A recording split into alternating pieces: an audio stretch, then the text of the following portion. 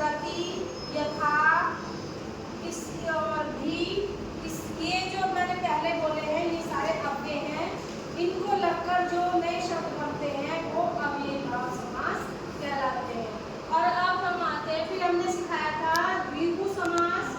द्विगु समास में जिसका पहला पद संख्यावाचक होता है, जैसे चौराहा, चार राहों का समूह, तो वो द्विगु समास था। अब आते हैं द्वंद्व समास पे, और इसको जानने की सबसे बड़ी पहचान ये है कि इसमें दो एक जैसे हैं, द्वंद्व समास। तो यहाँ भी समान है, माता पिता। अगर इसका समास विच्छेद करेंगे तो हम लिखेंगे माता और पिता, ये इसका समास विच्छेद है। और ये है भाई और बहन, ये इसको हम ऐसे लिखेंगे, अगर इसका समास बनाएंगे तो लिखा जाएगा भाई बहन। और इसमें जो ये चिन्ह होता है ना, इससे पहचान होती है कि ये द्वंद्व समास है।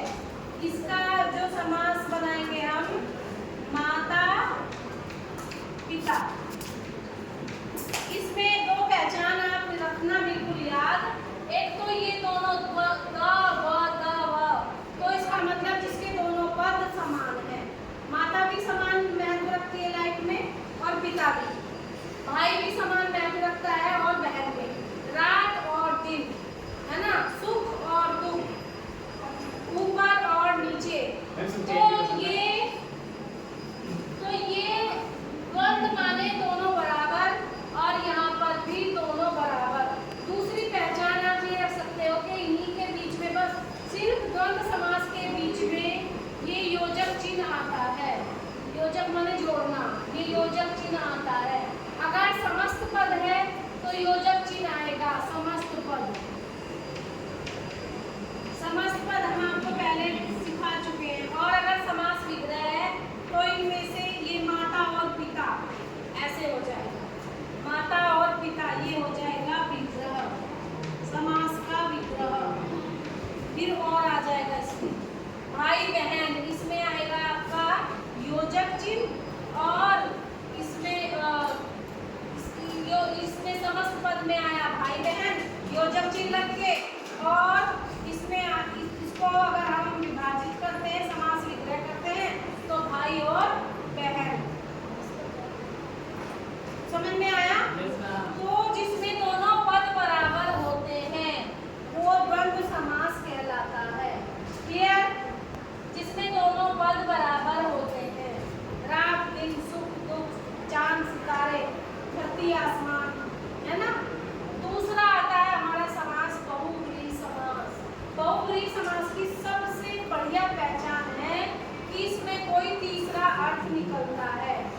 दशानन, अगर इसमें खाली आया 10 है मुख जिसके, तो ये आपका कर्मधारय समास भी हो जाएगा, कि विशेषता है 10 मुख वाला, है ना।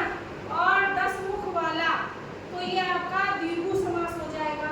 लेकिन अगर इसमें तीसरा अर्थ आया अर्थात रावण, तो ये बहुब्रीहि समास है। समझ में आया? जिसमें कोई तीसरा अर्थ निकल के आता है, लंबोदर, लंबा है जिसका उदर, उदर माने पेट, अर्थात गणेश जी, तीसरा अर्थ निकला अर्थात गणेश जी, तो वहां बहुब्रीहि समास होता है। बहुब्रीहि समास की पहचान, जिसका तीसरा अर्थ निकल के आए वो बहुब्रीहि समास कहलाता है। चक्रपाणी, चक्र है जिसके हाथ में, कर्मधारय समास। चक्र है जिसके हाथ में, विशेषता बताई सिर्फ, तो कर्मधारय समास। चक्र है जिसके हाथ में अर्थात विष्णु जी, किसके हाथ में चक्र होता है? विष्णु जी के, तो अर्थात विष्णु जी, दूसरा अर्थ निकल के आया, तब बहुब्रीहि समास। खाली आ जाएगा चक्र है जिसके हाथ में, तो कर्मधारय समास, पहला पद विशेषण, दूसरा पद विशेष्य। लेकिन अगर उसमें लिख दिया अर्थात विष्णु, तो बहुब्रीहि समास। ये है आपके दोनों समास। द्वंद्व समास की मैंने पहचान दो बताई है। द्वंद्व समास दोनों बराबर बराबर, माता पिता, और ये योजक चिन्ह लगा रहता है। और समास विग्रह करने पर सारे पदों में और आएगा, बहुब्रीहि समास में कोई तीसरा अर्थ निकल कर आएगा। आशा है आपको ये समास दोनों